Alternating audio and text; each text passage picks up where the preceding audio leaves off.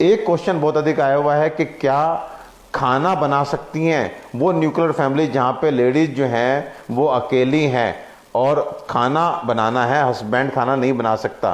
तो प्लीज़, कल भी मैंने कहा था कि उनका किचन में जाकर के खाना बनाना जो है वो बहुत सेफ नहीं है, इसलिए उनका आइसोलेशन अगर आप मेंटेन कर सकते हैं तो जो घर के नॉन इन्फेक्टेड पर्सन हैं वो फ़ायदे में रहेंगे।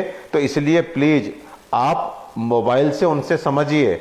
आजकल लेडीज़ सब बता देती हैं, अब दाल डालो, अब ये डालो, और सीटी आएगी, 2 सीटी देनी है, 3 सीटी देनी है, कुकर में कब विसल आता है, 5 मिनट लगेगा। सो प्लीज़, जो हमारे व्यक्ति जो कभी खाना नहीं बनाए हैं वो भी अगर थोड़ा सा कोशिश करेंगे तो वो खाना वाना सब बन जाएगा, कोई दिक्कत की बात नहीं है।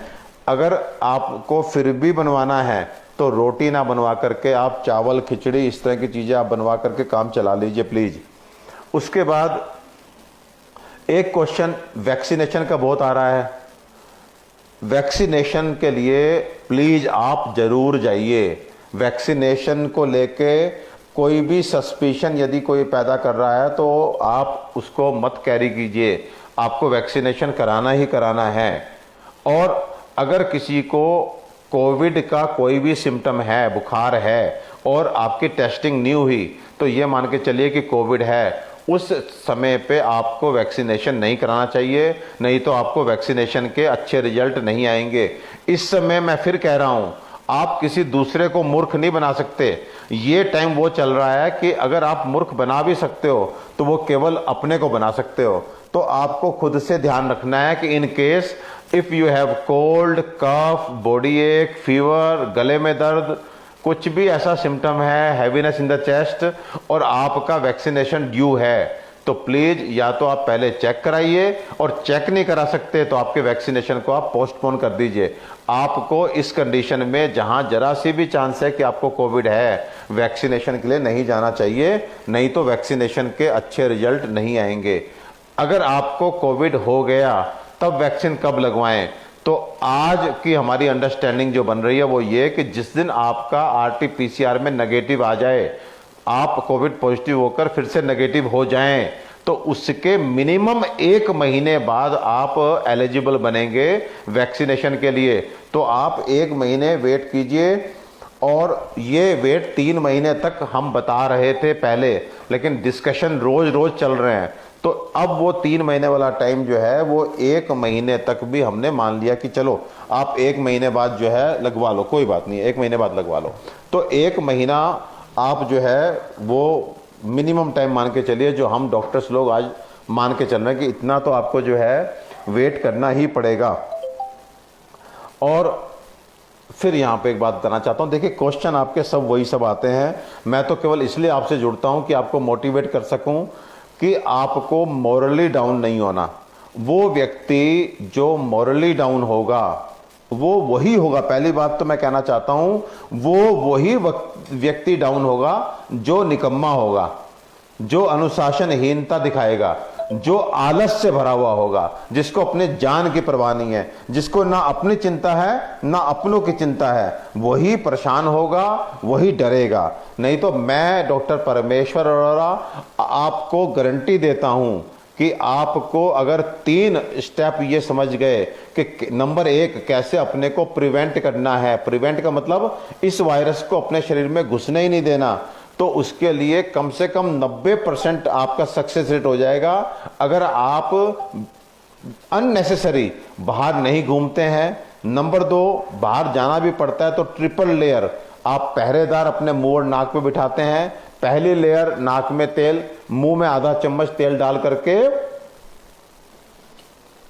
स्पिट आउट कीजिए, तब बाहर जाइए। ये आपका अंदर जो बायोलॉजिकल बैरियर बना, ये वायरस को आपकी खुद की म्यूकस मेम्ब्रेन, चाहे नाक की है चाहे मुंह की, उसको अटैच, उसके जो ये स्पाइक्स देखते हैं ना, स्पाइक्स, वो स्पाइक्स जाकर अटैच ही नहीं हो पाएंगे। उसको जब सप्लाई नहीं मिलेगी, आपकी सप्लाई कोई रोक दे, आप तो सोचिए कितने बड़े हैं, अगर आपकी खाने की सप्लाई कोई रोक दे तो आप कितने दिन तक सर्वाइव कर सकते हैं। सेम वे वायरस तो माइक्रोस्कोपिक है, अगर उसको सप्लाई नहीं मिलेगी तो कुछ घंटों में ही खत्म हो जाता है। सो आपकी जो तेल की लेयर है वो एक बैरियर है, एक बायोलॉजिकल बैरियर है between the virus and your mucus membrane. Please इन छोटी छोटी चीजों को आप हल्के में मत लीजिए। और फिर एक चीज बताना चाहता हूं, ये मैं नहीं बता रहा हूं, ये मैं नहीं बता रहा हूं, ये शास्त्रों की बातें हैं कि जब कभी भी महामारियां फैलती हैं, पेंडेमिक फैलते हैं, तो उस कंडीशन में जब हमारा वायुमंडल दूषित हो जाता है, हमारी वायु में जीवाणु विषाणु कीटाणु व्याप्त हों, हमारा शास्त्र बोलता है, हमारा चरक सुश्रुत बोलते हैं जो भगवान थे कि तेल लगा करके नस्यम करके चलिए। तो प्लीज आप मेरी बात को विश्वास माने ना माने, मैं फिर ये कह रहा हूं, मुझे शाबाशी नहीं चाहिए, क्योंकि ये मेरा कोई अनुसंधान नहीं है, मेरी कोई रिसर्च वर्क नहीं है, ये कोई मेरा कंट्रीब्यूशन नहीं, मैं केवल माध्यम हूं शास्त्र और आपके बीच में। अगर आपको चरक सुश्रुत, अपने अथर्ववेद, अपने आयुर्वेदिक हेरिटेज जो हमारा आयुर्वेद है, जो पंचम वेद है, उस पर विश्वास है, तो आप प्लीज इसको करिए। नंबर 2, N95 मास्क ये लगाइए, ये मास्क लगाइए। और उसके बाद तीसरा मास्क ये जो अभी यहाँ पे है, सर्जिकल मास्क 1.5-2 रुपए का आता है, इसको लगाइए। ये 3 लेयर लगा करके यदि आप बाहर जाते हैं तो जान लीजिए कि 90% संभावना है कि आपके दोनों गेट के थ्रू वायरस अंदर जाएगा नहीं। तो ये पहला स्टेप हुआ टुवर्ड्स प्रिवेंशन, ये हमें पहले अपने को प्रिवेंट करना है। और फिर मैं बता रहा हूं, ये जो रुमाल बांधना, अंगोछा लपेटना, चुन्नी लपेटना, ये सब बंद करो, ये आपको नहीं बचाएगा सर, नहीं बचाएगा। हाँ, एक बड़ा अच्छा क्वेश्चन, ऑयल का नाम बताइए, ऑयल कोई भी लगाइए, अब सब माफ है।